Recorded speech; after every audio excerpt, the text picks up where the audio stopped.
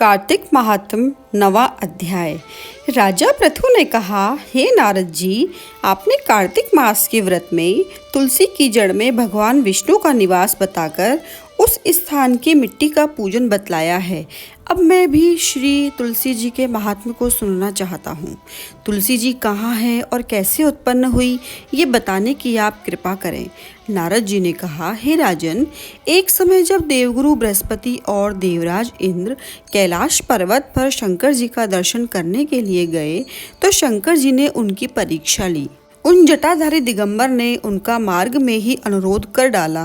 यद्यपि वे तेजस्वी, शांत, लंबी भुजा और चौड़ी छाती वाले गौरवर्ण अपने विशाल नेत्रों युक्त तथा सिर पर जटाधारी वैसे ही बैठे थे, तथापि इंद्र ने शंकर जी को न पहचान कर उनका नाम धाम आदि परिचय पूछा और कहा, शंकर जी अपने स्थान पर हैं या कहीं गए हुए हैं। इस पर उस तपस्वी ने कुछ नहीं कहा, परंतु त्रिलोकीनाथ के ऐश्वर्य से वर्भित होकर इंद्र कब चुप रहते।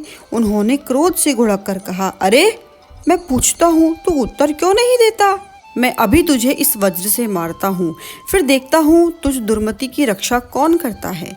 फिर ज्यों ही दिगंबर को मारने के लिए हाथ में वज्र लिया, त्यों ही भगवान शंकर ने वज्र सहित उनका हाथ स्तंभित कर दिया और विशाल नेत्र कर ज्यों ही उसे देखा तो ऐसा विदित हुआ मानो वह दिगंबर प्रज्वलित हो उठा और तेज से जला देगा।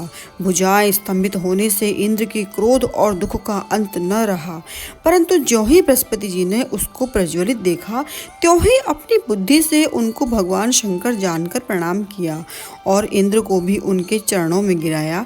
फिर बृहस्पति जी बोले, हे दीनानाथ, अपना क्रोध रोक कर इंद्र का अपराध क्षमा कीजिए। बृहस्पति जी के वचन सुनकर महेश्वर गंभीर वाणी में बोले, मैं अपने नेत्रों से निकले हुए क्रोध को कैसे रोकूं।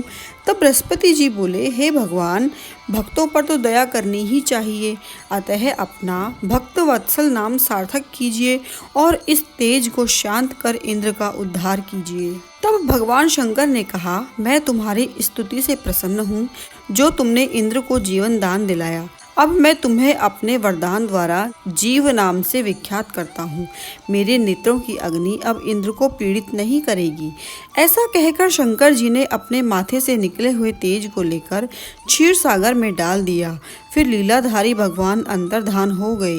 इंद्र और बृहस्पति दोनों भय से मुक्त होकर परम सुखी हुए। इस प्रकार जिनको जानने की इच्छा थी उन्हें जानकर इंद्र और बृहस्पति अपने स्थान को चले गए। ओम नमो भगवते वासुदेवाय।